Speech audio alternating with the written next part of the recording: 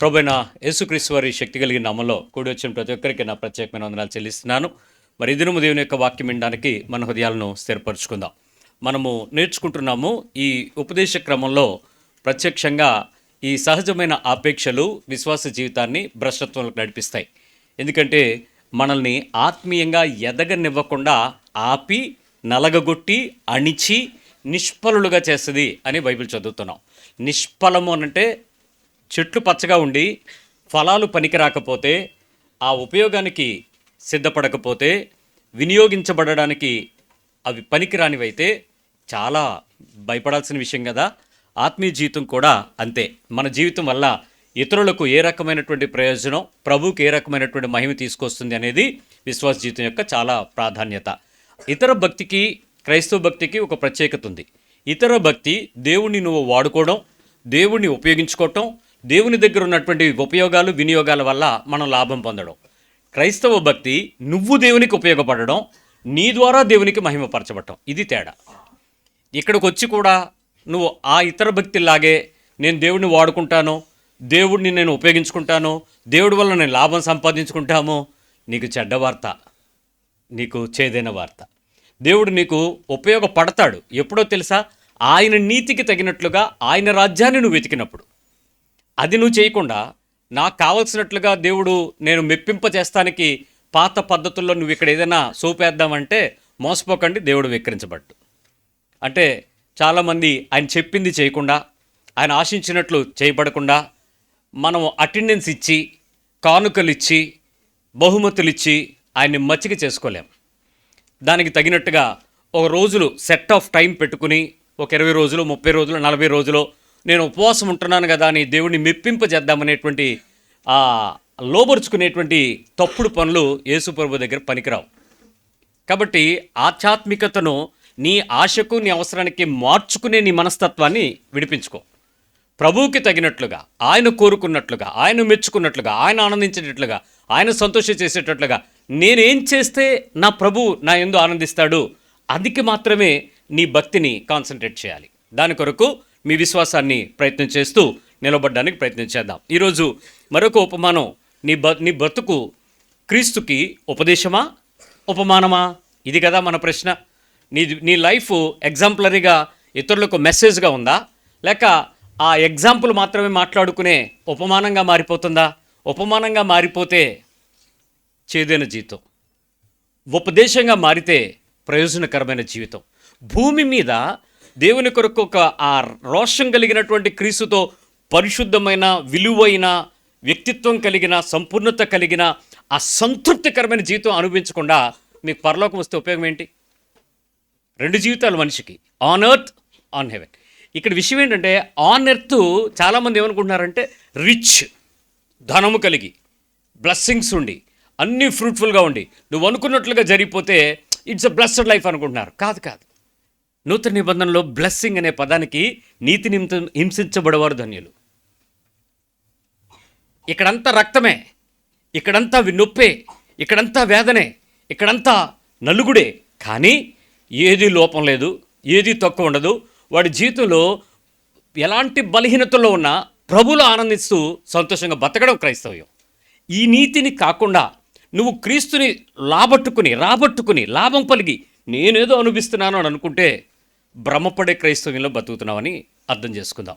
ఒక ఉపమానం ఈరోజు మనం పరీక్షించుకుని దేవుని నీతికి నిలబడుతున్నామో, తూగుతున్నామో లేదో పరీక్షించుకుందాం. మత్తయి సువార్త 18వ అధ్యాయం. ఈ అధ్యాయం నేను చదువుతూ ఈరోజు ఒకటి అనుకున్నాను, ఈ 18వ అధ్యాయం ఎప్పుడైపోద్దురా బాబు అని. ఉన్నది 35 వచనాలు కానీ చాలా సవాలుగా నిలబడతాయి మొదటి వచనం నుంచి కూడా. ఇంతకీ ఈ విషయం ఏంటంటే మొదటి వచనం దగ్గర ప్రారంభం, ఆ కాలమున శిష్యులు యేసునొద్దకు వచ్చి పరలోక రాజ్యంలో ఎవడు గొప్పవాడుని. వాళ్ళకి ఎందుకండి భూమి మీద బతికేదేదో ఆలోచించుకోవచ్చు కదా. వాళ్ళు యేసు ప్రభు దగ్గరికి వచ్చి పరలోక రాజ్యంలో ఎవడు గొప్పగా ఉంటాడని మొదలెట్టారు. ఇంక ఈ నూరుకుంటాడా? ఈయన వచ్చిందే దేవుని రాజ్యం మీ మధ్యలో ఉంది, దేవుని రాజ్యం ప్రకటించడానికి వచ్చాను, దేవుని రాజ్యం అంటూ వచ్చాడు. ఇంక దొరికింది, నా పిల్లలు అడిగారు కదా చెప్పడం మానేస్తానా అని చెప్పడం మొదలెట్టాడు. ఈ విషయాల్లో పరంపరలో ఇక్కడికి వచ్చినటువంటి విషయంకి వస్తే ఈరోజు 21 నుంచి 35 వచనాలని మనం పరీక్షిద్దాం. 21 నుంచి. ఆ సమయమున పేతురు ఆయన యొద్దకు వచ్చి, ప్రభువా, నా సహోదరుడు నా ఎడల తప్పిదము చేసిన ఎడల నేను ఎన్ని మారులు అతన్ని క్షమింపవలెను? 7 మారుల మట్టుక అని అడిగెను. ఇక్కడ 15వ వచనంకి 21వ వచనం కాంట్రాస్ట్. మరియు 15th వచనంలో కూడా సేమ్ ఇష్యూ స్టార్ట్ అయింది. ఏమని? మరి నీ సహోదరుడు నీ ఎడల తప్పిదం చేసిన వేళ పోయి అతను ఒంటరిగా ఉన్నప్పుడు చెప్పాడు. దట్ ఇస్ ద టీచింగ్ అయిపోయింది. డౌట్స్ స్టార్ట్ అయ్యాయి. పాఠం అయిపోయిన తర్వాత ఎనీ డౌట్స్ అంటాం కదా. ఇక్కడ లెక్చరర్ గారు యేసుప్రభు వారు బోధకుడు, ఈ పేతురు గారు ప్రధాన శిష్యుడు వచ్చాడు. I have a doubt master అన్నాడు. చెప్పండి అన్నాడు. ఇప్పుడు అన్నాడు, ఆ సమయమున పేతురు ఆయన ఎదుకు వచ్చి, ప్రభువా, నా సహోదరుడు నా ఎడల తప్పిదము చేసిన ఎడల నేను ఎన్ని మార్లు అతన్ని క్షమింపవలెను? 7 మారుల మట్టుక అని అడిగాను. అందుకు యేసు అతనితో ఇట్లా, నేను 7 మారుల మట్టుకే కాదు 70 ఏళ్ల మారుల మట్టుకని నీతో చెప్పుచున్నాను. ఫోన్లు ఒక్కసారి బయటికి తీయండి. మ్యూట్ లో ఉన్నాయో లేదో చూడండి. ఫోన్స్ అన్ని బయట చేతిలో ఉన్న వాళ్ళందరూ తీయండి. All the students, all the people ఒకసారి ఫోన్ తీసి క్యాలిక్యులేటర్ అప్లికేషన్ ఓపెన్ చేయండి. క్యాలిక్యులేటర్ ఓపెన్ చేయండి. నేను సీరియస్గానే చెప్తున్నాను. Open your phones, make the calculator open చేస్తారు కదా. నేను చెప్పిన లెక్క చేయండి. 70 ఇంటూ 7 సార్లు కొట్టాలి ఇంటూలు. మూడోసారి 70 into 70 into 70 is equal to కొట్టండి. నెంబర్ లెక్క పెట్టండి. 70ని 7 సార్లు ఇంటూ చేసి ఈజ్ ఈక్వల్ టు కొడితే ఎంత వచ్చింది? 82, 35, 43. ఆ తర్వాత 7 సున్నాలు. ఎంత? 7 సున్నాలు. మాస్టారు మీ లెక్కలు కాబట్టి కొంచెం ఒకసారి నెంబర్ ఏమైనా కౌంట్ చేసి చెప్పగలరా చూడండి. మన తెలుగు మీడియంలో 1, 10, 100, 1000, కామా ఎన్ని కోట్లు సరిగ్గా చెప్పండి. కాదు ఇంకా ముందుకెళ్ళండి. 82 లక్షల కోట్ల చిల్లర. మళ్ళీ 35 చిల్లర ఉంది కదా. ఎన్నిసార్లు? నీ సహోదరుడు నిన్నొచ్చి క్షమాపణ అడిగితే నువ్వు ఎన్నిసార్లు క్షమించాలి? ఇప్పుడు ఆయన సుమారుగా చెప్పాడు. ఎగ్జాక్ట్ లెక్క చెప్తే మళ్ళీ నేను చెప్పింది 82, 35, 43 తర్వాత 6 సున్నాలు. 7 సున్నాలు. ఇది మన క్యాలిక్యులేటర్లో ఉన్నటువంటి లెక్క. మనం లెక్కలను నమ్ముతున్నాం కాబట్టి 77 మార్లు మట్టుకు 70⁻7 ఈజ్ ఈక్వల్ టు ఈ ఫిగర్. క్షమించారా లేదా అడగండి అసలు మీ పక్క వాళ్ళని. ఏంటి సంగతి, మీ సంగతి ఏంటి చూద్దాం.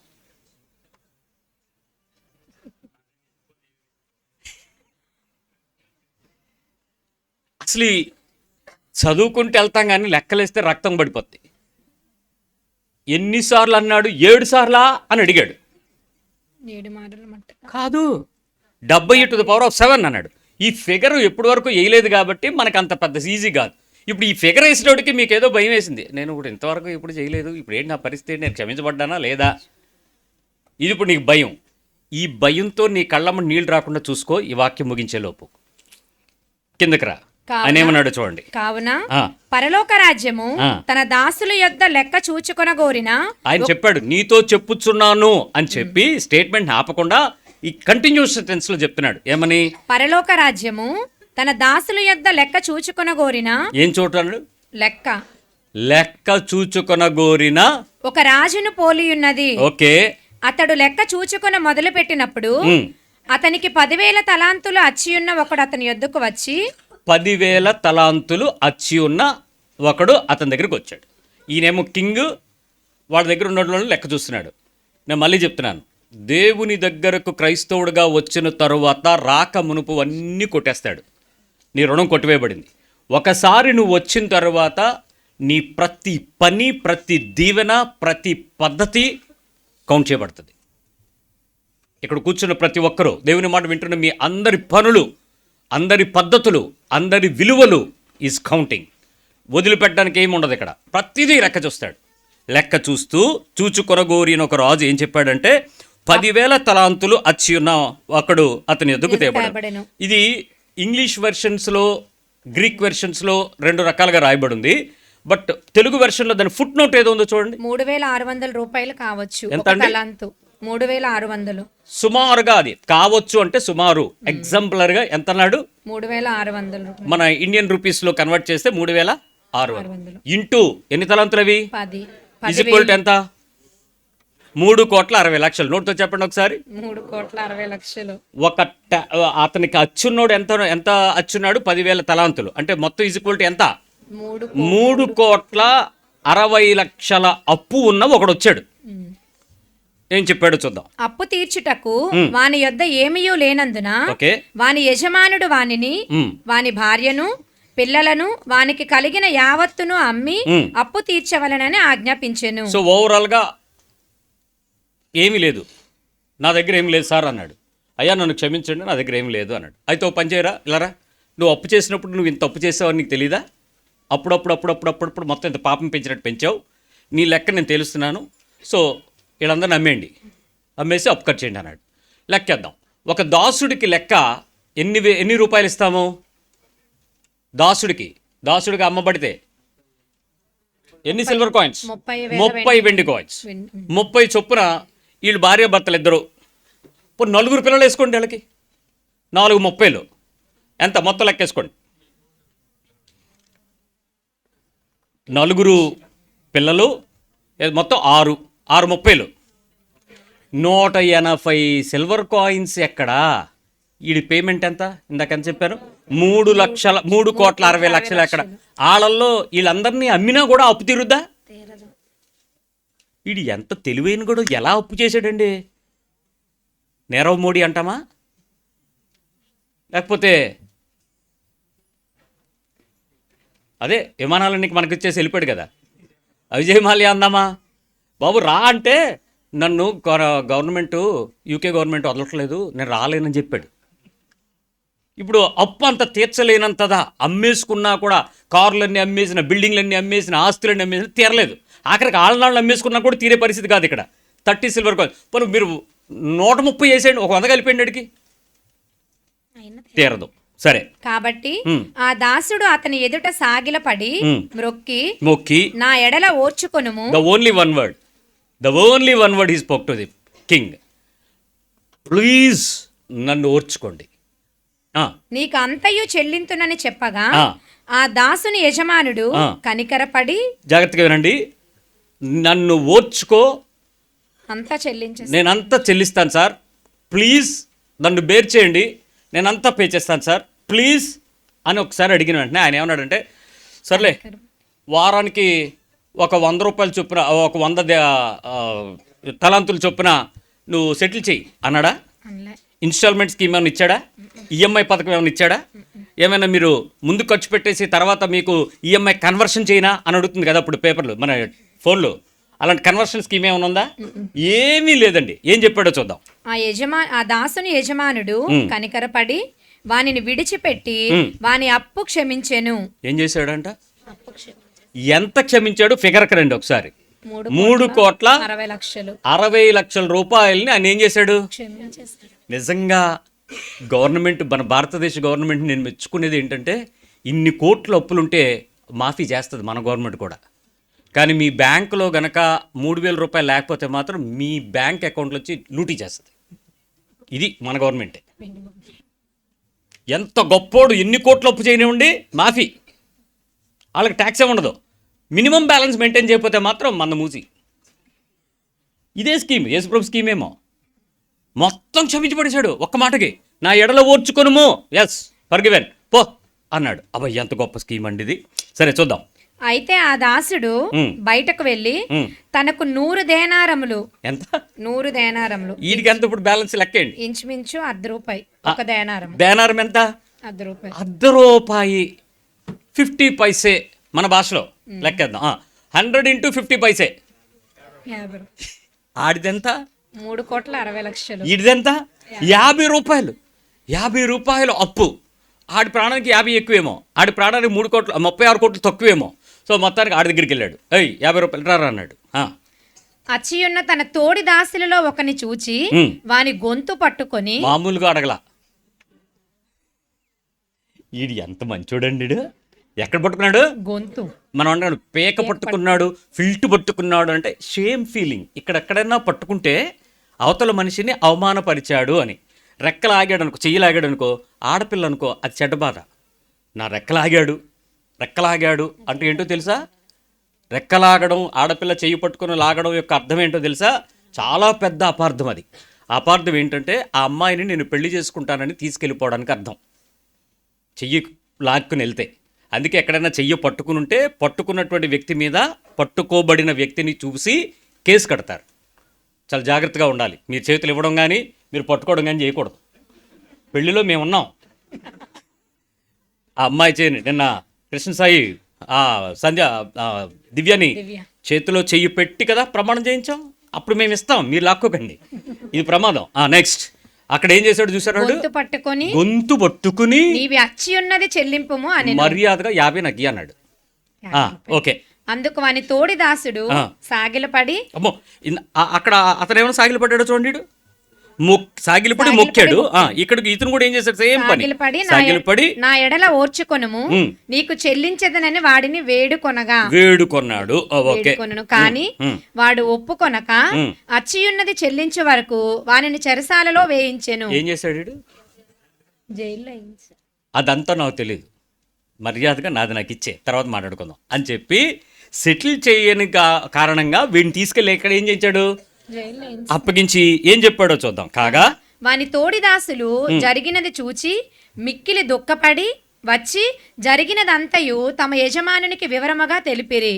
అప్పుడు వాని యజమానుడు వానిని పిలిపించి, చెడ్డదాసుడా. మంచి బిరుదండి. ఏంటో బిరుదు? చెడ్డదాసుడా, బ్యాడ్ సర్వెంట్. పిలిచి, నీవు నన్ను వేడుకుంటివి గనుక నీ అప్పు అంతయు క్షమించితిని. నేను నిన్ను కరుణించిన ప్రకారము నీవును నీ తోడిదాసుని కరుణింపవలసి ఉండెను కదా అని వానితో చెప్పెను.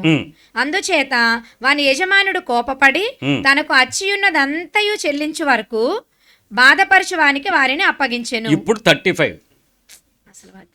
మీలో ప్రతివాడును తన సహోదరుని హృదయపూర్వకముగా క్షమింపని ఎడల నా పరలోకపు తండ్రియు ఆ ప్రకారమే మీ ఎడల చేయును అనెను. ఎలా క్షమించాలి ఇప్పుడు మీలో ప్రతివాడు? హృదయపూర్వక. ఏం పూర్వకంగా? ఎంత హృదయపూర్వకంగా ఎంత క్షమించాలి? అంతా క్షమించాలా? కొంచెం క్షమించాలా? అప్పుడప్పుడు క్షమించాలా? ఎప్పుడు క్షమించాలా? అసలు క్షమాపణ అంటే నీకు నచ్చినట్టు ఉండాలా? ఆయన పరలోకపు తండ్రి ప్రకారము జరగాల? What is your statement? ఇప్పుడు చెప్పండి. నీ చుట్టూ ఉన్న పరిస్థితుల్లో నువ్వు ఎంతమందిని, ఎంతవరకు, ఏ పరిస్థితుల్లో హృదయపూర్వకంగా క్షమించి ఉన్నావు? నీ గుండెమి చేసుకుని సమాధానం చెప్పి ఈరోజు. హృదయపూర్వకంగా అనే పదం ఇంపార్టెంట్, మిగిలిన విషయాలు నాకు అనవసరం. నువ్వు క్షమించానని చెప్పేసి బ్యాంక్కి వెళ్ళి క్లియరెన్స్ లెటర్ పట్టుకొస్తే కుదరదు. నీ అమౌంట్ సెటిల్ అవుతుందేమో, నీ పేమెంట్ సెటిల్ చేసుకుంటావేమో, కానీ నీ సిన్ సెటిల్ చేయడానికి ద ఓన్లీ వన్ రీజన్. నీకు ఇంకొక గుడ్ న్యూస్ ఏంటంటే, నువ్వు దేవుని స్థానాన్ని తీసుకునే అవకాశం దేవుడు నీకు ఇస్తున్నాడు ఈ క్షమాపణలో. దేవుడు ఎలా అయితే మనుషుల్ని క్షమించగలడో, నీ మనస్సును దేవుని రూపంలోని తీసుకొచ్చి నిన్ను దేవుని పోలికలో చూసి నువ్వు దేవుని స్థానంలోకి వచ్చి నువ్వు క్షమించగలవు. ఇప్పుడు నా పొజిషన్ నీకు ఇస్తున్నాను, కమాన్ నువ్వు ఫర్గివ్ చేయి, నీ మనుషుల్ని క్షమించు అని చెప్తున్నాడు. ఆ దేవునికి ఇష్టపూర్వకంగా 3,60,00,000 బలహీనతను క్షమించేసి వేవ్ ఆఫ్ చేసేసి ఏమీ లేదు అన్నప్పుడు ఒక 50 దగ్గరికి వచ్చేటప్పటికి వాడు క్షమించలేకపోయాడు. ఇక్కడ ప్రాబ్లం ఏంటంటే, నీ విశ్వాస జీవితంలో నీ లైఫ్ ఒక ఎగ్జాంపుల్గా ఉండాలి అని అంటే క్రైస్తవములో నువ్వు వెతికే మొదటి మెట్టు క్షమాపణ. మొదటి మెట్టు, ఫస్ట్ స్టెప్ క్షమించగలగడం. ఎలా క్షమించగలగడం? పరలోకపు తండ్రి మిమ్మల్ని క్షమించినట్లు నువ్వు ఎంత గొప్ప క్షమాపణనైతే విశాల హృదయంతో పంచగలవో అంత గొప్ప క్షమాపణకి నువ్వు చేయగలవు. వీడు తీసుకెళ్ళి వాడిని బిగించి బంధించి వాడి దగ్గర నుంచి వసూలు చేయడానికి, బాధించడానికి అప్పగించాడే. మరి అన్ని కోట్లప్పు ఆయన ఎలా క్షమించాడంటారు? దానికి ముందు ఎగ్జాంపుల్ ఏంటో ఇప్పుడు మళ్ళీ వస్తున్నాను.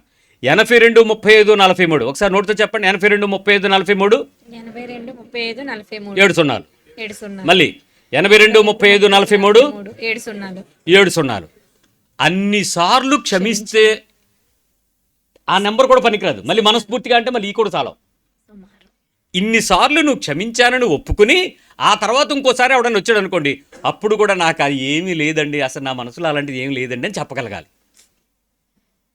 ఈ నెంబర్ గుర్తుపెట్టుకుని అన్నిసార్లు క్షమించగలిగేటట్లుగా నీ పరలోకపు తండ్రి ఎంత ఓపిక పడుతున్నాడో, ఎంత సహాయపడుతున్నాడో, ఎంత ఇష్టపడుతున్నాడో, అలాంటి పరిస్థితులకు తగినట్లుగా నువ్వు క్షమించకుండా నువ్వు ఏ భక్తి వేషాలు వేసినా, ఎంత అంగలార్చినా, ఎన్ని రోజులు ఉపవాసాలు గడిపినా, ఎన్ని రోజులు ఏడుపు గొట్టు ప్రార్థనలు చేసినా, ఎన్ని రోజులు మందిరంలో పడి దొర్లినా, నీ బతుకులో ప్రభువుతో నీ సంబంధం కనెక్టింగ్ ఆ సిగ్నల్ సరిగా లేదని అర్థం.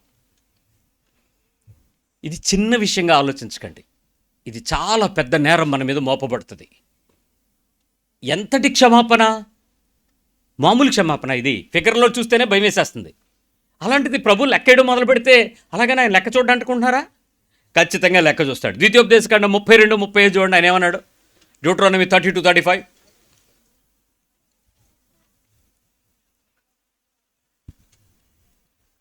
వాని కాలు జారు కాలమున పగ తీర్చుటయు ప్రతిఫలమిచ్చుటయు నావే. ఏం చేస్తాడు చెప్పండి దేవుడు? పగ తీర్చుట, ప్రతిఫలమిచ్చుట. వాడు ఎప్పుడు పడిపోతాడో, కాలు జారు కాలం అంటే ఎప్పుడు జారిపోతాడో, ఎప్పుడు పడిపోతాడో చూసే దేవుడు ఏమేం చేయగలడు? అతనికి పగ తీర్చుటయు ప్రతిఫలమిచ్చుటయు నావే. అంటే దేవుడు కౌంట్ చేస్తాడో చేయడా? నువ్వు నిన్ను ఎప్పుడు పడేయాలో, ఎప్పుడు పడిపోతావో, ఎప్పుడు జారిపోతావో, ఎప్పుడు విడిచిపెట్టబడతావో తెలుసా లేదానికి? Is counting, no doubt. ఇప్పుడు స్లిప్ అవడానికి కానీ స్కిప్ అవడానికి కానీ స్లోపే లేదు. నువ్వు జారలేవు, నువ్వు దాటలేవు, ఖచ్చితంగా దానిలో నువ్వు నడవాల్సిందే.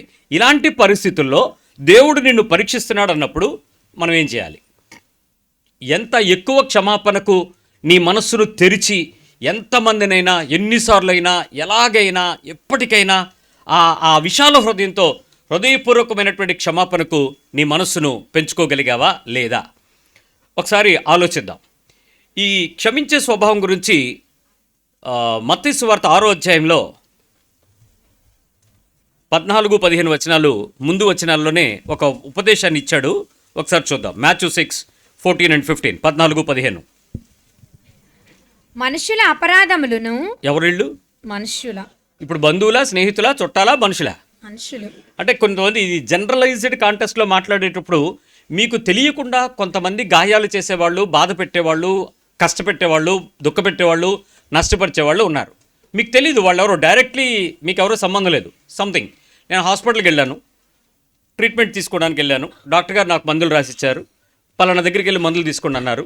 మందుల షాప్కి వెళ్ళాను, మందులు తీసుకున్నాను. ఆయన అన్నాడు, సార్ మీకు ఇంజెక్షన్ కూడా ఉందన్నాడు. సరే అని చెప్పి తీసుకున్నాను, వెళ్ళాను. ఇంజెక్షన్ పలానా దగ్గరికి ఇమ్మన్నారు, ఇచ్చాను. వాళ్ళు పిలిచారు, పేషెంట్ పేరు చెప్పారు. మీరేనా అన్నాడు, నేనే అన్నాను. 2 ఇంజెక్షన్ ఉందన్నారు, ఇచ్చాను, చేసుకున్నాను, వచ్చాను. అలా మీరు చేసుకున్నటువంటి నర్సు పేరేంటో, ఎంప్లాయీ ఐడి ఎవరైనా తీసుకున్న వాళ్ళు ఉన్నారు ఇక్కడ? ఎవడైనా ఉన్నాడా? ఎవడైనా ఉంటాడా? వచ్చాం, ఇంటికి వచ్చంగానే నీకు ఇంజెక్షన్ రియాక్షన్ ఇచ్చింది. ఇంటికి వెళ్ళిపోయాక బాడీ అంతా దద్దుర్లు వచ్చాయి, ఒళ్ళు చల్లగా అయిపోతుంది. ఫోన్ చేసావు, హాస్పిటల్కి వెళ్ళావు. ఈ హాస్పిటలేనా అంటే ఈ హాస్పిటలే అన్నావు. ఎవరు చూపించంటే తెలియదు, ఎందుకు? నువ్వు ఆల్రెడీ మైకులో ఉంటావు. ఇప్పుడు నీ కోపం ఎవరి మీద? హాస్పిటల్ డాక్టరా, ఇంజెక్షన్ చేసిన నర్సా? ఇప్పుడు మనుషుల అపరాధం అంటే అదే. ఆ నర్సు ఎవరో తెలీదు, కానీ నీకు టోటల్ నర్సులు అంటే ఏమైపోతుంది? నీకు భయం అంతా ఎవడు? ఇప్పుడు తెల్లకోట వేసుకున్నాడల్లా. ఇప్పుడు మన పిల్లోడు నా దగ్గర రావట్లా, ఎంత బతినాడనో, ఏంటమ్మా ఇటు రావట్లేదంటే వీడికి డాక్టర్లు అంటే భయం అండి అన్నాడు. తెల్ల సొక్క, ఆడికేం తెలుసు ఇది కోటు కాదు షర్టు, వీడు పాస్టర్ అని. ఆడు తెల్లకు చూడంగానే భయపడిపోతున్నాడు. డాక్టర్ల దగ్గర తిప్పుతూ ఉంటే పిల్లోడు భయపడుతున్నట్టు ఇప్పుడు నీకు హాస్పిటల్ అంటేనే ఒక ఎలర్జీగా మారిపోద్ది. ఇప్పుడు నువ్వు మనుషులందరినీ క్షమించాల్సిందే. ఇప్పుడు నీకు ఎవడైనా ట్రీట్మెంట్ అనగానే నీకు ముందు మెలుగు పూనం వస్తుంది. ఇప్పుడు క్షమించడం మొదలు పెట్టండి. మనుషులంటే ఎవరో నీకు తెలియదు, వాళ్ళందరి గురించి క్షమాపణ మొదలెట్టాలి. పెట్టగలవా? మనుషుల అపరాధములను మీరు క్షమించిన ఎడల మీ పరలోకపు తండ్రియు మీ అపరాధములను క్షమించును. ఆడెవడదో క్షమించడం ఏంటి, నన్ను ఆయన క్షమించడం ఏంటంటే లింక్ లేకుండా మాట్లాడతారు. సరిగ్గా చూడు ఏముందో, అలాగే ఉందా? ఆడెవరో నేను క్షమించడం ఏంటి, దేవుడు నన్ను క్షమించడం ఏంటి? నాకు కనెక్ట్ అయినోడితో ఇబ్బంది ఉంటే ఆడితో నేను క్షమాపణ పడతాను, సమాధాన పడతాను, దేవుడు నన్ను క్షమించేలా చూసుకుంటాను. ఆ కౌన్కెస్గా గడికొడుకు నేను ఎందుకు పెట్టాలి? ఏం చేద్దాం మరి? క్షమించాలి. మళ్ళీ క్షమించడం అంటే ఎలా క్షమించాలి? ఆయన నన్ను క్షమించినట్టు. దేవుడు నిన్ను క్షమించాడు. మళ్ళీ ఎలా? హృదయపూర్వకంగా పదం వాడండి. హృదయపూర్వకముగా. నిజంగా హృదయపూర్వకముగా. నిద్రపోతున్నావంటే అసలు నీ మనస్సాక్షి నీకు లేదని అర్థం. ఈ క్షమాపణ లేకుండా గురకలు పెట్టి నిద్రపోతున్నావంటే, ఆ కంచం నిండా పెట్టుకుని మెక్కుతున్నావంటే మనిషివేనా? పశువుకు ఉండదు ఈ ఆలోచన. తిన్నామా లేదా, పడుకున్నానా లేదా, తోలితే వెళ్ళానా లేదా, అంతే. మరి నువ్వు మనిషివైతే నీ మనస్సాక్షి నిన్ను ఎలా నిద్రపోనిస్తుంది, ఎలా తిండి తిండిస్తుంది? హృదయపూర్వకంగా క్షమించకుండా నీ ప్రార్థన ఏంటి, నీ బతుకేంటి, నీ వేషం ఏంటి? ఎంత మోసం బతుకండి ఇది! ఎంతమందితో ఇప్పుడు నీకు కావాల్సిన వాళ్ళతో నువ్వు పడ్డావంటే ఓకే. ఇప్పుడు బైబిల్ ఏం చెప్తుంది? ఇప్పుడు కావాల్సినోడా బయటోడనా? అందరూనా లేకపోతే కొందరేనా? అందరూ. ఇది ఎక్కడ గొడవ అండి? ఇప్పుడు ప్రాబ్లం ఏంటంటే ఇప్పుడు వరకు వాక్యం సరిగ్గా అర్థం కాకలేకపోతే నిద్రపోయింది. ఇప్పుడు ఇది అర్థమయ్యిన తర్వాత కూడా మనకి ఇంకా నొప్పులు వస్తాయి. ఇప్పుడు బైబిల్ తప్పు చెప్పింది, ట్రాన్స్లేషన్ తప్ప. సరే ఆలోచిద్దాం. ఎఫ్సి పత్రిక రండి, 2వ అధ్యాయంకి రండి, 4వ వచనంకి రండి. ఏం చెప్పుద్దో చూద్దాం.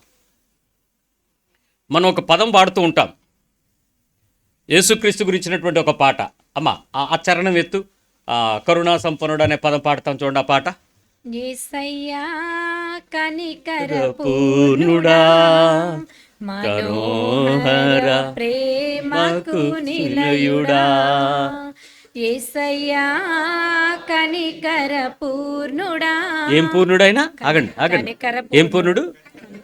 ఈ వచనం లాంటి వచనం బైబిల్లో 5 చోట్ల ఉన్నాయి, 5 సందర్భాల్లో ఉన్నాయి.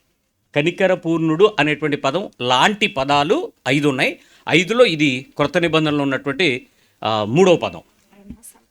ఈ 5 దైవిక లక్షణాలలో దేవుని యొక్క ఉత్తమత్వాన్ని చూపించే గుణాలలో ఇది ఒక ప్రత్యేకమైన గుణం. ఆయన అన్నీ కలిగి ఉండి కూడా ఈ ఒక్క లక్షణం చాలా పూర్ణుడిగా కలిగి ఉన్నాడని ఎందుకు చెప్తున్నాడు ఈయన? ఆయన కనికరం అంట పూర్ణంగా ఉంటుందట. Is a full of compassion. ఒక దేవుని యొక్క సంపూర్ణత 99 సార్లు క్షమించి చక్రం వచ్చి పేక తగ్గడం కాదు.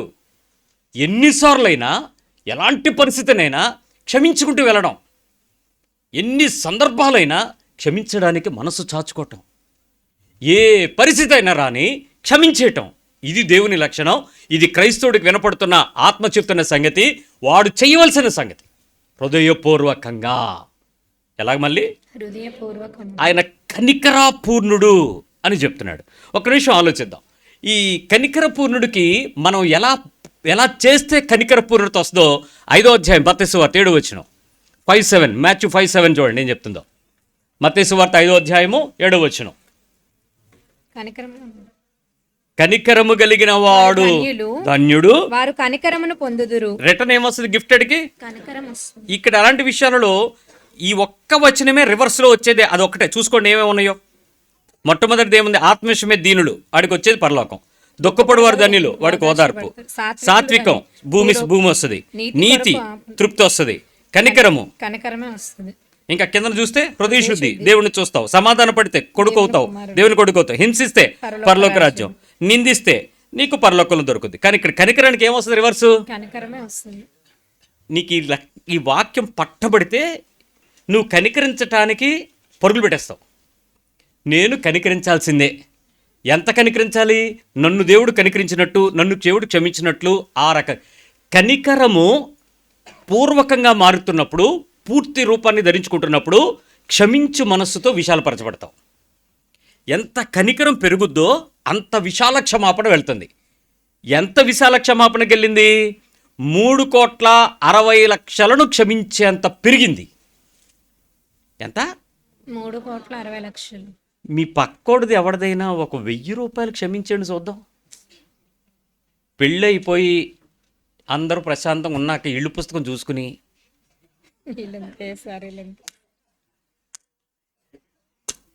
అండర్లైన్ రెడ్ కలర్ పెన్ అమ్మా, హైలైటర్ ఇవ్వు, రాలేదు, అది ఇవ్వలేదు, ఇది ఈసారి దాన్ని గుర్తుపెట్టుకోవాలి. ఎవరెవరు పక్కన రాయి. ఇళ్ళు పుస్తకం క్షమించలేదని చూపిస్తుంది. అది నువ్వు ఎప్పుడెప్పుడు ఎంత వేసావు ప్లస్ కనబడుతుంటుంది అక్కడ. అది మాత్రం నువ్వు ఇల్లు మారినా ఏది మారినా ఆధార్ కార్డు కనపడలేదు అన్నవాళ్ళు విన్నాను. పాస్బుక్ మర్చిపోయిన వాళ్ళు నన్ను ఇల్లు బుక్ మర్చిపోయిన నేను లేదు. అది మాత్రం జాగ్రత్తగా నడుస్తుంది నీతో పాటు. అది ఎక్కడ దాస్తావో నీకే తెలియాలి. ఎందుకు? నేను అప్పు ఇచ్చాను, లేదు అలా అవసరంకి ఇచ్చాను, తిరిగి నన్ను ఆదుకుంటాడు అనుకున్నాను. నాకు ఉపయోగపడాలి. ఇప్పుడు నేను నా ఇంట్లో కథా కార్యక్రమం జరిగినప్పుడు నాకు అవి వస్తాయి తిరిగి. అది రావాలి. అది రాకపోతే నేను ఒప్పుకోలేకపోతున్నాను, ప్రేమించలేకపోతున్నాను, క్షమించలేకపోతున్నాను. నాకు లోపలేదో అవుతుంది. కానీ మరి ఆయన చెప్పినట్లు 3,60,00,000 క్షమించేంత కనికరం ఉందా? మాట్లాడట్లేదు. అంత ఉందా?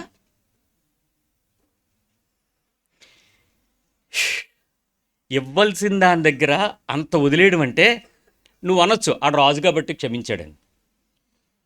నేను అదే చెప్తున్నాను, నువ్వు రాజువే. నువ్వు క్షమించాల్సి వచ్చినప్పుడు నువ్వు దేవుని కొడుకువే, కుమార్తెవే. ఆ స్థానంలో నిన్ను పెట్టాలనుకుంటున్నాడు ఆయన చూపాలనుకుంటున్నాడు. ఆ స్థితికి నువ్వు లేవాలనుకుంటున్నాడు. లాభం ఏంటో చెప్పేస్తాను మీకు, తర్వాత ఇంటర్వ్యూ చేస్తాను మిమ్మల్ని. లాభం ఏంటో చెప్పనా? యాకోబు పత్రిక 2వ అధ్యాయంలో ఉంది. అమ్మ మత్తయి సువార్త 7ని పట్టుకో, వదిలిపెట్టుకో. 7 దగ్గర చేయి పెట్టుకుని యాకోబుకి రా. యాకోబు పత్రిక 2వ అధ్యాయము 13వ వచనం, 2:13. కనికరము చూపనివాడు కనికరము గనక చూపకపోతే కనికరము లేని తీర్పు పొందును. నీకు రివర్స్ ఏమొస్తుంది? ఇప్పుడు కనికరం లేని తీర్పు వస్తుంది. ఇప్పుడు నువ్వు కనికరం చూపకపోతే నీకు జడ్జిమెంట్ ఆటోమేటిక్గా నువ్వు డిఫాల్ట్ రాసేసుకున్నావు. ఎవడో తీర్చడు, నువ్వే రాసుకుంటున్నావు. నీ జడ్జిమెంట్ నీ చేతిలోనే ఉంది. నాకు ఈ తీర్పు కావాలి అని అంటే నేను కనికరపడినని రాసుకో. నేను నష్టపోవాలి అనుకుంటే నేను క్షమించనని రాసుకో. నేను జీవితంలో దేనికి పనికి రాకుండా పోవాలి అని అంటే నేను కనికరపడను, క్షమించను. కాబట్టి నువ్వు ఎలా కావాలంటే అలా నాశనం అయిపో. నువ్వు దీవించబడాలంటే, నువ్వు ప్రేమించబడాలంటే, నువ్వు కృప పొందాలంటే, దేవుని కనికరం నీకు రావాలంటే నీకు ఆ కనికరం ఉండాలి. ఈ కనికరము చొప్పున నీ జీవితంలో కనికరము కలిగిన వాడు కనికరము కలిగిన తీర్పును తెచ్చుకుంటాడు. సో ఇప్పుడు నేను చాలా కంపాషనేట్గా ఉన్నాను. మొన్న ఒక ఆయన ఎవరో వచ్చాడు, అన్న నేను మీకు ఇవ్వలేకపోతున్నానన్న. నేను నిన్ను అడిగానా? నిన్ను అడగలేదు కదా, నువ్వెందుకు వచ్చి నాకు చెప్తున్నావు? పో అన్న, వెళ్ళిపో అన్న. అంటే అలా కాదన్నా, చెప్పాలి కదన్న. చెప్పావు కదా, వెళ్ళిపో అన్న. అలా కాదన్నా. ఏంటి నసుగుతావేంటి? నువ్వు ఇస్తే ఇస్తానని చెప్పు, ఇవ్వకపోతే ఇవ్వలేనని చెప్పు. నేను నిన్ను అడిగితే నువ్వు నాకు మాట్లాడాలి. నేను అడగలేదు కదా, అడగలేదు కాబట్టి నాకు ప్రాబ్లం ఉందన్నాడు. అది నీ మనస్సాక్షి. Yes, your good. నువ్వు నేను అడగలేదు కాబట్టి నేను ఇవ్వాలి అనేటువంటి బాధ్యతగా నువ్వు వచ్చి అన్నా నేను ఇవ్వలేకపోతానని చెప్పావు కదా, నువ్వు నాకు నచ్చావు. అలా చెప్పకుండా ఎంతోమంది మాట్లాడకుండా ఉండేవాళ్ళు ఉన్నారు, అడిగించుకునేవాళ్ళు ఉన్నారు. పిలిస్తే ఏరా బాబు ఏమైందిరా అని అడిగితే అదేనన్నా చూస్తున్నాను. మరి ఏం మానేసావు? మొన్న టీవీ కొన్నావు, మన పెద్ద టీవీ కొన్నావు. ఏమన్నా బజాజ్ ఫైనాన్స్లోనే లోన్ తీసుకుని మరి నాకు ఇచ్చేలేపోయావా? అంటే నీ లెక్కలు నీకుంటే నీ మనస్సాక్షి నీకు లేదనమాట. నీ పిల్లలకి ఫీజులు కట్టినప్పుడు నీ రుణం తీర్చాలని నీకు తెలియలేదా? అంటే ఆడి వడ్డీ కడదాంలే ఉండా, ఇది నా పిల్లలు ఇంపార్టెంట్. నీ మనస్సాక్షి చచ్చిపోతుంది, నీకు మనస్సాక్షి లేదు. సమస్య ఇదే స్టార్ట్ అవుతుంది. కనికరము పొందేటువంటి తీర్పు నువ్వు కావాలి అని అంటే నేను కనికరము కలిగినటువంటి పద్ధతిలో నేను క్షమించడం నేర్చుకోవాలి. ఇంత అంతా ఫిగర్ కాదండి అది. అవతలది 50, నాది చూస్తే లక్షలు, కోట్లు. సో ఆలోచిద్దాం. ఇలాంటి పరిస్థితుల్లో కనికరము లేనివాడికి ఏమవుద్దమ్మా? కనికరము తీర్పును మించి అతిశయపడును. కనికరము తీర్పును మించి అతిశయపడద్ది. అంటే ఒక గ్రేస్ నీ మీదకి వస్తే, ఒక క్షమాపణ నీ మీదకి వస్తే నువ్వు ఎంతైతే క్షమించాలి అని అనుకుంటావో దానికి తీర్పుకు మించి. ఇప్పుడు ఉదాహరణకు అర్థం చేసుకుందాం. 3,60,00,000 అమౌంట్, ఇదిగో నా సహోదరుడు అప్పున్నాడు అచ్చున్నాడు అని నా ముందుకు ఎవరైనా తీర్పు తీసుకొస్తే తీర్పు ఏంటి చెప్పండి? నువ్వు నీ పిల్లలు మొత్తాన్ని అమ్మేసి చెల్లించాలి. ఇది కదా తీర్పు. ఇప్పుడు కనికరం ఏంటో చెప్పండి. తీర్పును మించి అతిశయం ఏంటో చెప్తాను. నీ అప్పంతా క్షమించేశాను, దేవునికి స్తోత్రం. నీ రుణమంతా కొట్టేశాను. ఇప్పుడు తీర్పు గొప్పదా, కనికరం గొప్పదా? తీర్పుని మించి కనికరం ఏమైంది ఇప్పుడు? ఎంత గొప్ప క్షమాపణ అండి. ఏం తీర్పు అసలు. నా జీవిత కాలం నేను బానిసగా పనిచేసిన 30 సిల్వర్ కాయిన్స్కి నేను వెళ్ళి పనిచేస్తే నా లైఫ్ టైంలో కూడా ఏమవుతుంది మీకు తెలుసా? ఈ అమౌంట్ని గ్రీక్ బైబిల్ ఎలా మెన్షన్ చేసిందో తెలుసా? 20 సంవత్సరాల పాటు నువ్వు గనక పనిచేస్తే ఒక రోజుకు వచ్చే జీతంతో 20 సంవత్సరాలు లెక్కేస్తే వచ్చేటువంటి అమౌంట్ ఈ 10,000 తలాంతులు. 20 years ఆఫ్ యువర్ స్లేవరీ. ఒక బానిసగా పనిచేసేటప్పుడు 20 సంవత్సరాలు పనిచేస్తే ₹1 ఇంటికి తీసుకెళ్లకుండా నువ్వు లాస్ట్లో ఇంటికి వస్తావు. అప్పు క్షమించబడద్దు అప్పుడు. 20 years of the maximum life ఒక ప్రిజన్లో పనిచేస్తే, ఒక జైల్లో ఉంటాడికి లైఫ్ ఏమైనా ఉంటుందా? ఆర్మీయా నీకేమన్నా బెనిఫిట్లు రావడానికినో, ఏమంటారు పెన్షన్ రావడానికినో? ఏమున్నది ఇక్కడ? బానిస. 20 సంవత్సరాల బానిసత్వం. 20 సంవత్సరాల బానిసత్వంలో ఎవ్రీ 7 ఇయర్స్కి అతను బయటికి పంపిస్తారు. 20 సంవత్సరాల లోపు 7 సంవత్సరాలకి, ప్రతి 7 సంవత్సరాలకి వాడు బయటికి రావడానికి రుణం ఇంకా చెల్లించలేదు. అప్పుడు ఏం చేస్తాడో తెలుసా? 2 7 3 7 3 ఏళ్ళు అయిపోయినాయి, 21 ఇయర్స్. చెవుని తీసుకెళ్ళి అక్కడ పెట్టి కన్నం కొడతాడు. ఇంక పర్మనెంట్ దాసుడు అంతే, నువ్వు బయటకు వెళ్ళడానికి పనికిరాదు. ఆడపిల్లలు చెవులు కుట్టించుకుంటున్నారు కదా, అదంతే, దానికే.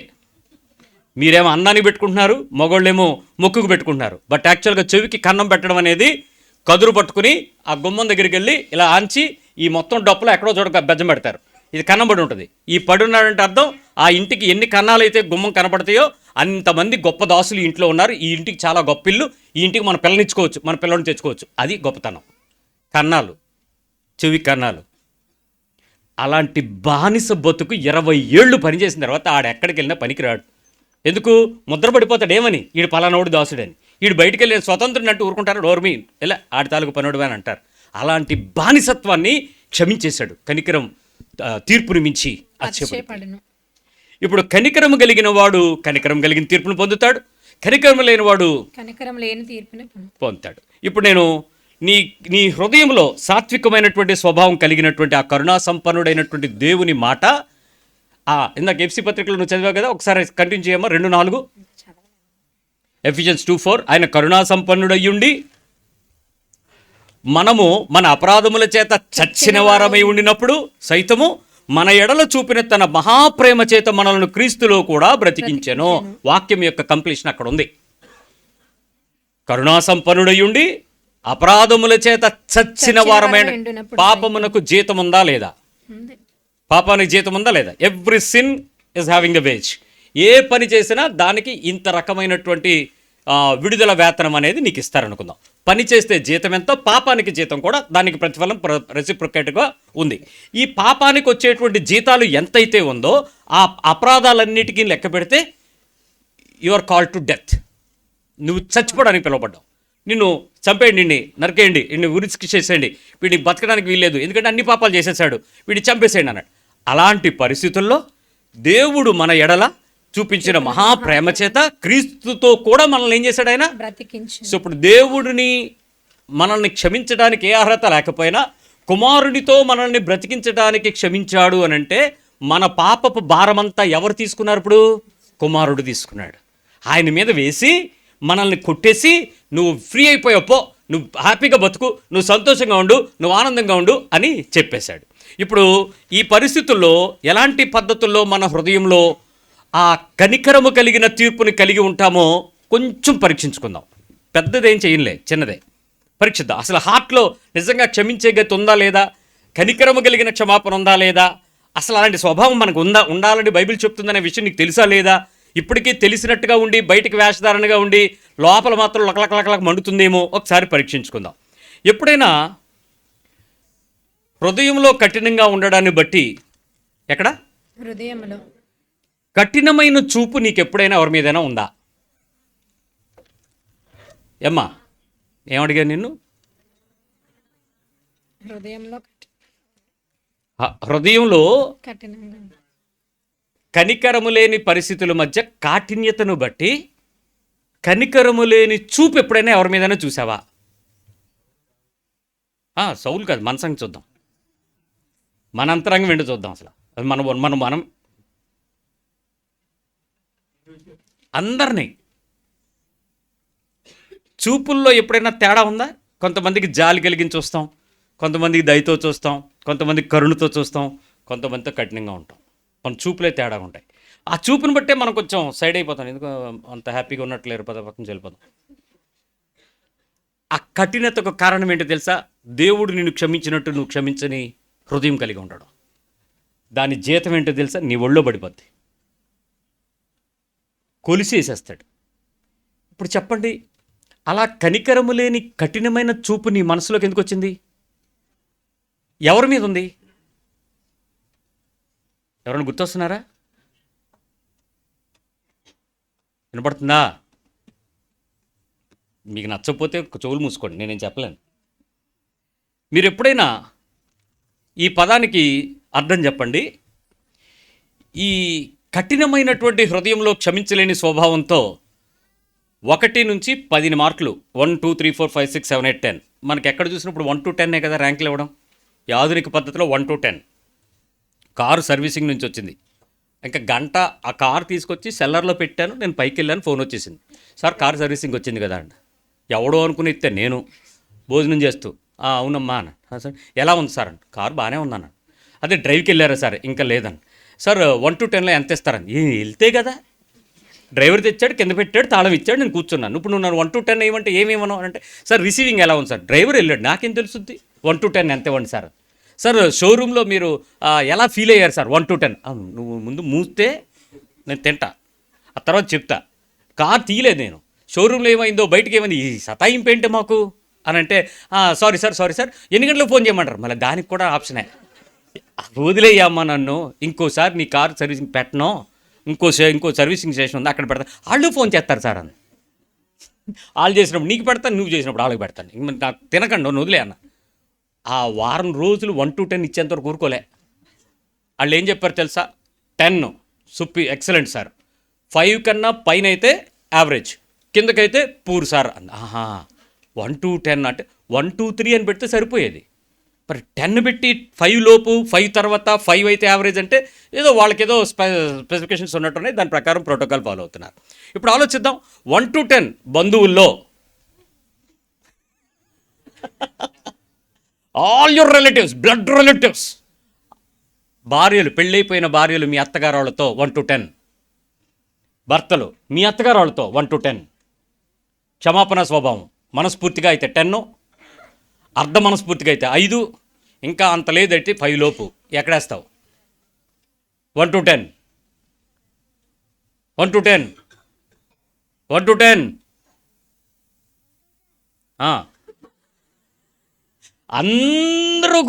అందరినీ అసలు ఎవ్వరి మీద నాకు ఆ ప్రాబ్లం లేదు. లేకదేంటి ఒక చెయ్య, ఎవ్వరి మీద నాకు లేదు. మా అత్తగారు అసలు చుట్టాలు కాకుండా, చుట్టాలు మేనత్త కూతురు అయితే ఏం చేస్తావు, చచ్చినట్టు పడి ఉంటావు. అది వాళ్ళకు కూడా బాధలు ఉన్నాయిలే. ఎవ్వరు లేగలేదు. అర్థం కాకపోతే పిల్లలు చేయొత్తారేమో కానీ, కనికరం లేని నీకు కనికరం లేని తీర్పును మోసుకుని వెళ్తావు, జాగ్రత్త.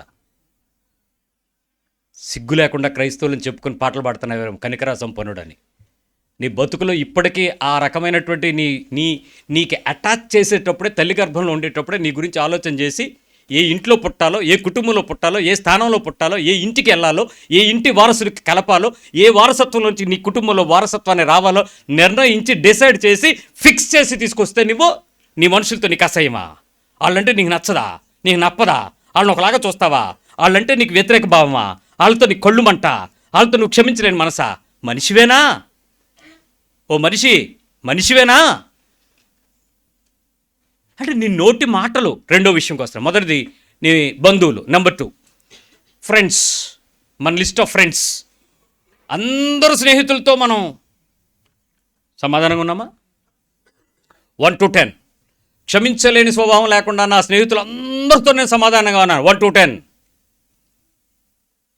All my friends list check చేసుకోండి. ఎవరైనా బ్లాక్లో ఉన్నారా? ఎవరు బ్లాక్లో ఉంటారు?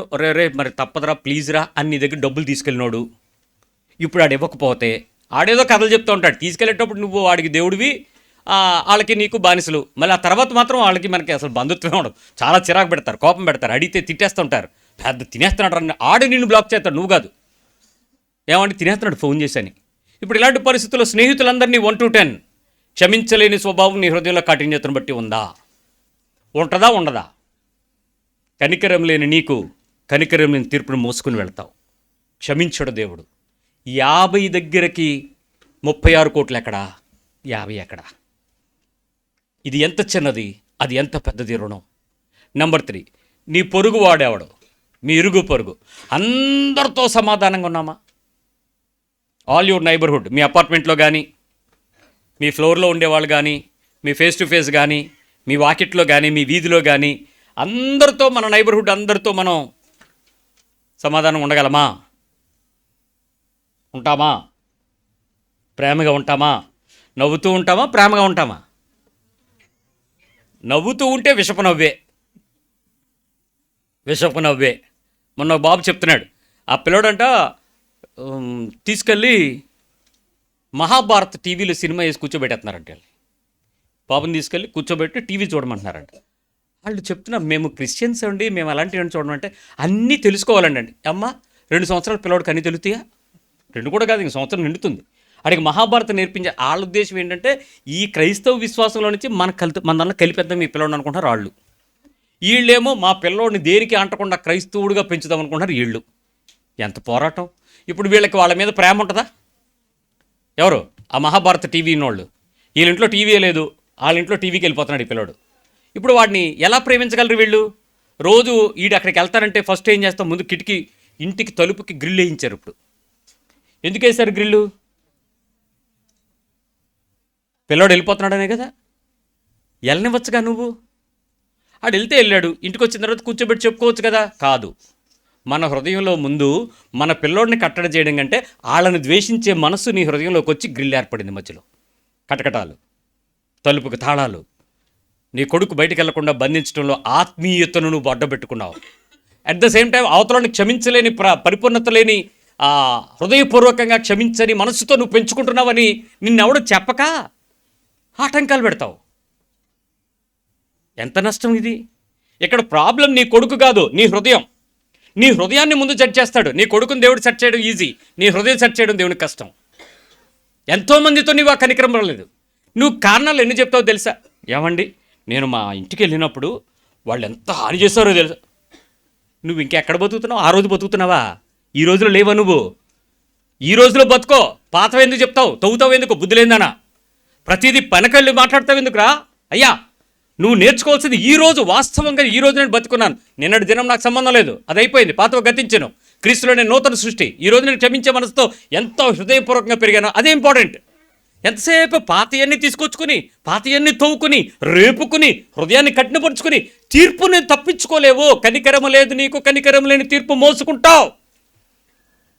ఎవ్వడు ఆపలేడు నిన్ను. యేసు ప్రభువు తీసుకుని వెళ్ళిపోయిన ప్రేమ క్షమాపణను కూడా నువ్వే వద్దు బాబు, నువ్వు వదిలే, నాది నాకు ఇచ్చే అని తెచ్చుకుంటున్నావు.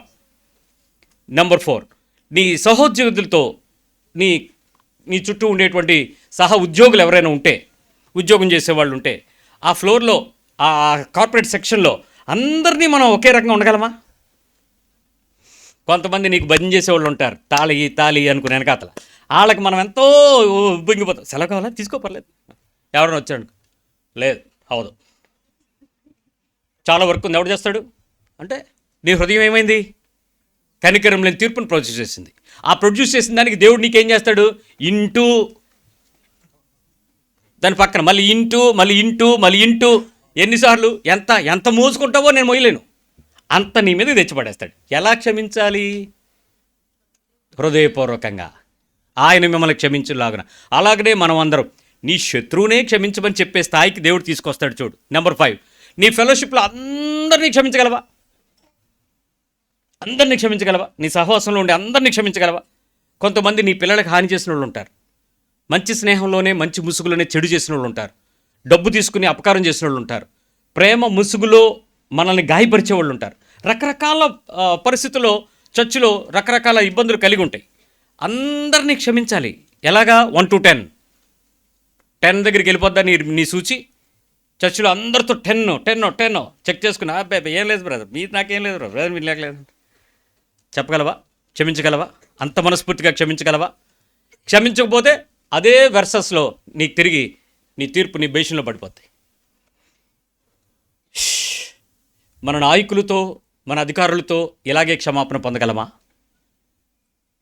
The leaders, the authorities, the kings, the government, అధికారులతో మనకు ఆ రకమైనటువంటి సమాధానం ఉంటుందా? ఎక్కడో చోట నొప్పి ఉంటుందా లేదా? హట్స్ ఉంటాయా లేవా? గాయాలు ఉంటాయా లేవా? మరి కనికరం లేకపోతే కనికరం లేని తీర్పే. నువ్వు వారిని అలా ప్రేమించాల్సిందే, అలా క్షమించాల్సిందే. దేవుడు నిన్ను క్షమించాల్సిందే. అన్ని కోట్లను క్షమించిన ఆ దేవుని తీర్పుకి నువ్వు కూడా లోబడాలి. నువ్వు కూడా నిబంధనకు వర్తించబడతాయి. నువ్వు చూపించుకోవాలి. Yes, this is my standard. వాళ్ళు నన్ను క్షమించారో లేదో తెలియదు, దేవుడు నన్ను క్షమించాడు, నేను క్షమిస్తున్నాను అంతే. నాకు వాళ్ళతో ఏ తీర్పు లేదు, నాకు వాళ్ళతో ఏ నష్టం లేదు. ఎంత నష్టమైనా కలిగించండి, ఐఎమ్ హ్యాపీ, యాక్సెప్టెడ్. ఇల్లు కొట్టేశారు, యాక్సెప్టెడ్. గవర్నమెంట్ అని చెప్పి గీత గీశారు, పోనీ నో ప్రాబ్లం, యాక్సెప్టెడ్. బయట బతుకుతాను, అద్దెకుంటాను, లేకపోతే ఏదో చేస్తాను. I don't mind. నేనేం కంప్లైంట్లు పిటిషన్లు పెట్టుకుని వెళ్ళను, నేను క్షమిస్తా. ఆ స్థాయికి నీ మనసు ఎదగలదా? అండ్ లాస్ట్, ఇప్పుడు నీ ఎనిమీస్, ఇవన్నీ 1 to 10 మాట పక్కనట్టు. శత్రువు నీ ఎదురుగా కనపడితే క్షమిస్తావా? 1 to 10, 5 లోపు ఉంటుందా, 5 దాటి ఉంటుందా? శత్రువు, ఎనిమి, నిజమైన శత్రువు మనకు కనబడతాడు, అప్పుడు ఎలా ఉంటుంది? క్షమించే మనసు ఉంటుందా? ఇక్కడ చాలా ప్రాబ్లం ఏంటంటే, ఈ కనికరం లేని తీర్పు పొందే ప్రతి మనిషి దేవుడు నన్ను తీర్పు తీరుస్తాడని అనుకోడు. ఇక్కడ లెక్క చూసుకుంటాడని మర్చిపోయారు మీరు. ఆయన లెక్క చూస్తాడు. ఆ లెక్క కనికరముతో కొలుస్తాడు. ఆ లెక్క కనికరానికి తీర్పుని పక్కకు పెడతాడు. ఈ లెక్క తీర్పుని పక్కకు తప్పించి కనికరంతో నింపి నీకు విడుదలనిస్తాడు. అది దేవుని దగ్గర స్వాతంత్రం. అది రాకపోతే మనం చాలా నష్టపోతాం. ఎగ్జాంపుల్ ఒక మాట చెప్తాను రండి. కొలస్సీ పత్రిక 3వ అధ్యాయం 13వ వచనం. కొలస్సియన్స్ 3:13. ఎవడైనను తనకు హాని చేసెనని ఒకడు అనుకుని ఎడల, ఎవరైనా మనకి హాని చేశారని ఒకళ్ళు అనుకుంటే, ఒకరినొకడు సహించుచు, ఏంటి ఒకరినొకడు సహించు, అంటే ఎవరైతే హాని చేశాడో ఆయన మనం ఏం చేద్దాం? సహించు, ఒకరినొకడు క్షమించుడి, ప్రభువు మిమ్మును క్షమించలాగున మీరును క్షమించండి. ఇక్కడ 3 మాటలు ఉన్నాయి. ముందేం చేయాలి? ఒకరినొకరు సహించండి. తర్వాత ఏం చేయాలి? క్షమించండి. క్షమించిన తర్వాత మళ్ళీ తీర్పు తెచ్చకుండా ఉండాలంటే ఏం చేయాలి? ప్రభువు నన్ను క్షమించిన లాగున నేను కూడా క్షమించే స్థాయికి ఎదగాలి. ఈ రోజుకి నేను చెప్తున్నాను, ప్రతి ఇంటిలో కూడా ఈ వాక్యం నెరవేరని క్రైస్తవులు నరకానికి దారి మీరే చేసుకుంటున్నారు. మీ భక్తి యేసుప్రభుని ఎరగకుండా ఉంటే మిమ్మల్ని ఎవ్వడు ఏమన్నాడు? యేసుప్రభుని ఎరిగిన తర్వాత ఈ వాక్యానికి మీరు గనక కట్టుబడకపోతే, వాళ్ళని క్షమించలేకపోతే, నీ నోరు జారినా, నోరు ఇసిరినా, మాట్లాడినా, ఆలోచించినా, తిట్టినా, లోపల ఏమైనా గుసగుసలు వినపడుతున్నా, పొగలు వస్తున్నా, మంటలు ఎగుస్తున్నా, నువ్వు దారేసుకుంటున్నావు అంతే నరకానికి. పరుగులు పెట్టుకుని వెళ్ళిపోతుంటావు.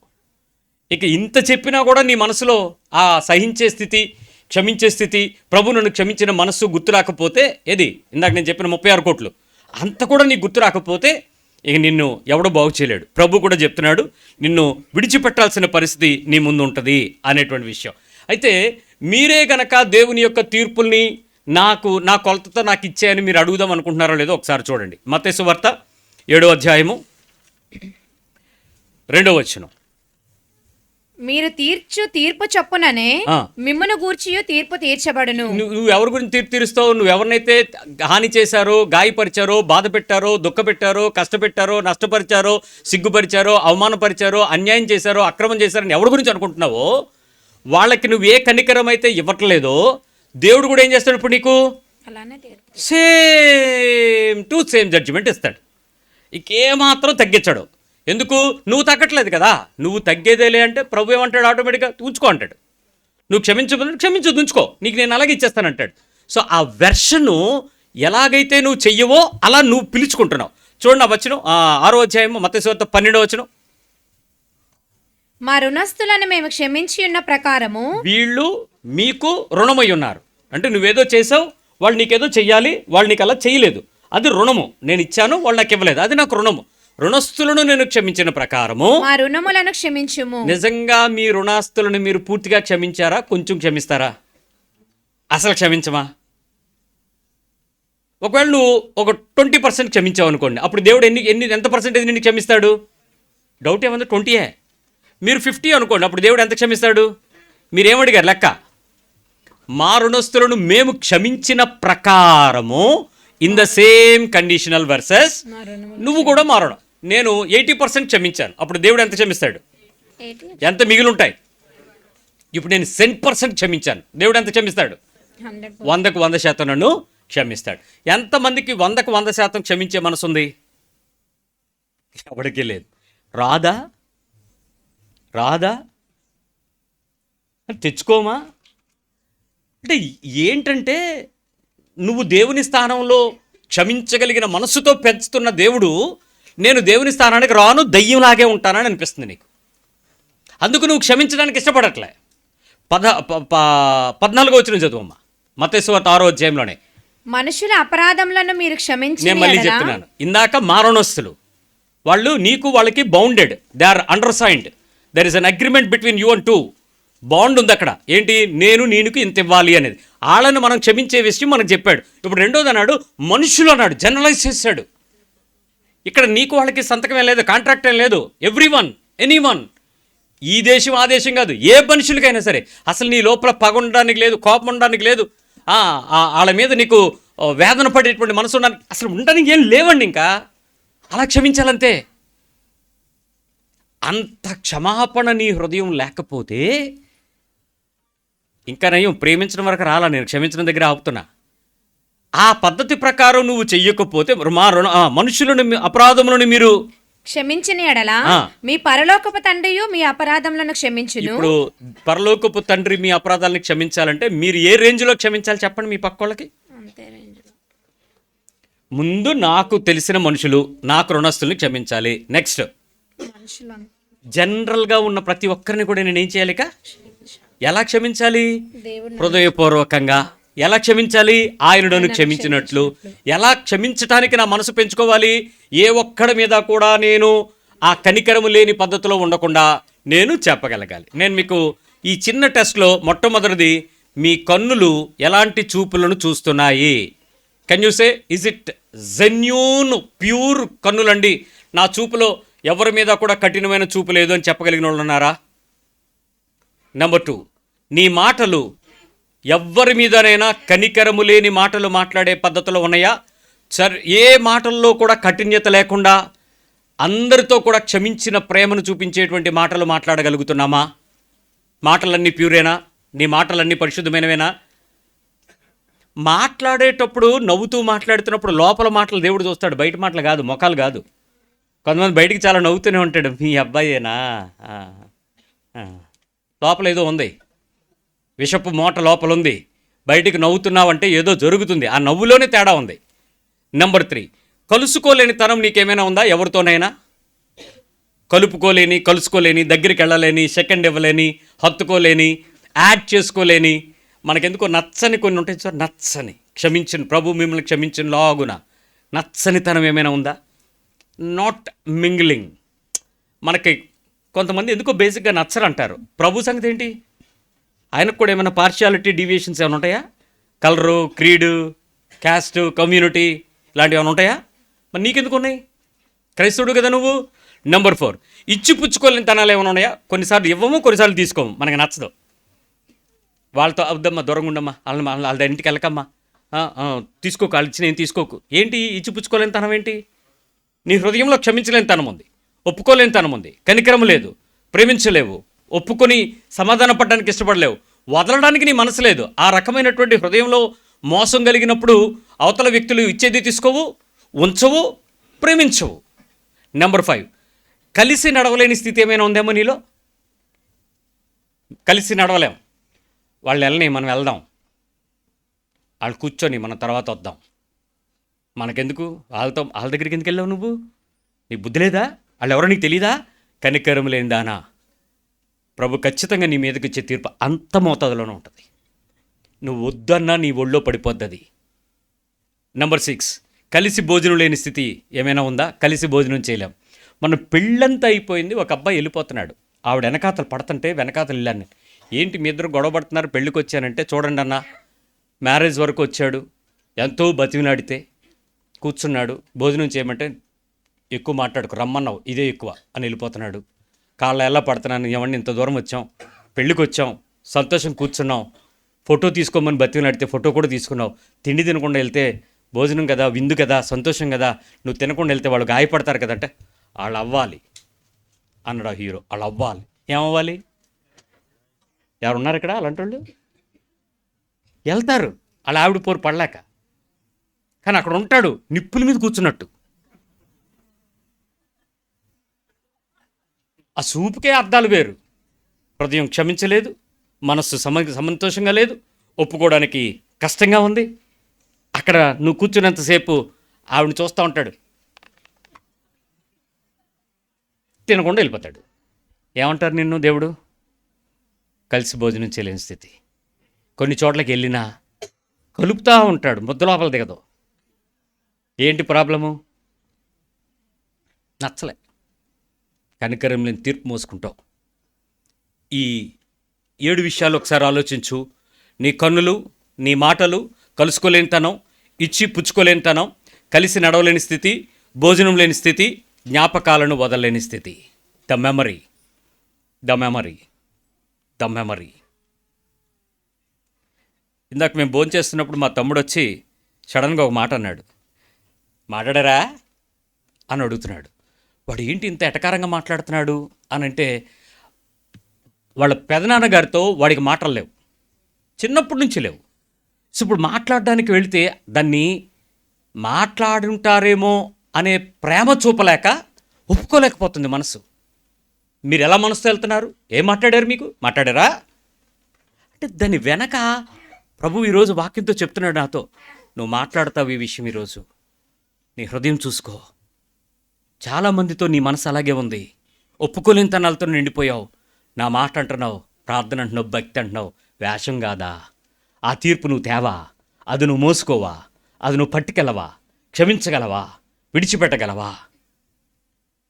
ఎంతోమందితో మనకి ఇలా ఉన్నాయి ఈరోజు. అది నీ బంధువే కాదు, వాళ్ళు నీకు శత్రువా? ప్రభు వాళ్ళ దగ్గరికి వెళ్తే ప్రభు ఏం చేస్తాడు? వాళ్ళని my dear son come I will forgive you అంటాడు. మరి నువ్వెందుకు క్షమించు? ఆయన నిన్ను క్షమించేశాడుగా, అన్ని లక్షల సార్లు క్షమించడానికి ఇష్టపడ్డాడుగా, మరి నువ్వెందుకు క్షమించు? సో నీ హృదయంలో ఈరోజు దేవుని పక్షమైనటువంటి ఎలాంటి మనసుతో కలిగి ఉన్నావో ఒకసారి ఆలోచన చేసుకో. ప్రభు నీ దగ్గరికి వస్తున్నాడు. అదిగో ఆయన శరీరం, ఆయన రక్తం నీతో తాకుతూ నీతో మాట్లాడుతున్నాడు. నీవు ఆ పరిస్థితిని స్పష్టమైన ఆలోచనతో నువ్వు నిర్ణయం తీసుకుని చెప్పు. ఆయన తాకినప్పుడైనా ఆ యోగ్యతగా ఒక నిర్ణయానికి, ఒక విశ్వాసానికి నీ హృదయాన్ని సిద్ధపరచుకోవడానికి ఆలోచన చేయి.